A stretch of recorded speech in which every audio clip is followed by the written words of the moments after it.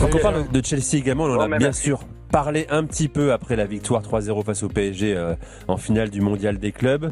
Chelsea qui, je le disais, c'est 294 millions d'euros cette saison, depuis cet hiver, essentiellement bien sûr cet été, puisqu'on a eu un transfert notamment, c'était en janvier dernier pour un joueur qui arrive, en l'occurrence c'était Kenda, c'est ça?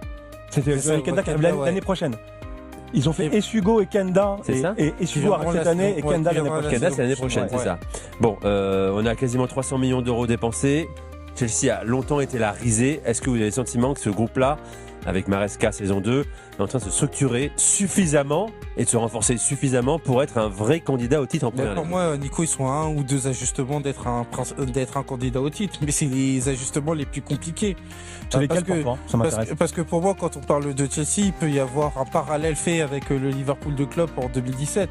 Et là, justement, ils ont réussi à le faire quand Van Dijk arrive, quand Alisson arrive. C'est exactement le même poste. C'est marrant, c'est exactement le même poste. Et moi, ce que je veux dire par là, c'est dans les deux surfaces. Parce que moi, j'avais beaucoup aimé la première partie de saison dernière de Chelsea. Mais à un moment donné, il y a une chute au niveau de la qualité. Quand t'as Fofana qui se blesse, il y a des performances beaucoup plus irrégulières de Sanchez. Et pour peu que Chelsea arrive à régler ça, avec notamment un défenseur central qui va réussir à éclore, parce que, attention, Chalobah fait une super compétition. Colwill a fait une superbe compétition. Sanchez, même s'il a été nommé meilleur gardien de la Coupe du Monde des clubs, je pense que tu peux aller faire un effort supplémentaire pour permettre de te dire que tu vas gagner ces 10, 11, 12 points qui vont te permettre d'être Moi, j'ai pas compris pourquoi ils ont pas harcelé Milan pour Maignan.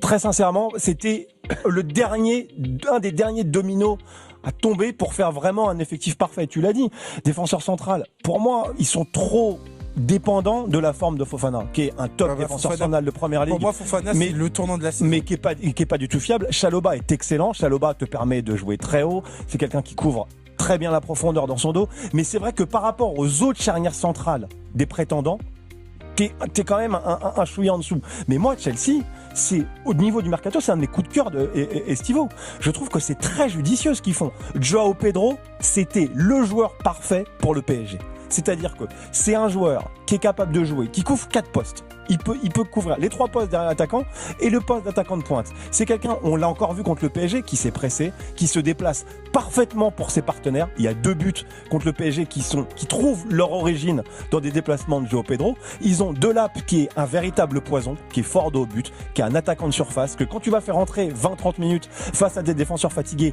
il va les harceler, qu'ils ont eu pour 30 millions. Donc c'est quand même une bouchée de pain quand on voit le prix d'un Højlund par exemple. Et ensuite, Bino Gittens qui va devoir statistiquement couvrir ce que Sancho ne faisait pas l'année dernière. Tout en sachant que de toute façon, t'as Pedro Neto. Mais on s'est moqué de Chelsea. Mais Chelsea, ça commence à devenir très, très, très correct. Parce qu'il y a un coach qui sait mettre en musique un effectif ultra pléthorique. Un mot sur Gittens quand même, 65 millions d'euros, ça paraît fou. Jeune joueur, prometteur, qui sort d'une saison très moyenne avec le Borussia. D'une deuxième partie de saison très moyenne, absolument. Là, c'est vrai qu'ils achètent Ils achètent le potentiel. Là, c'est Chelsea.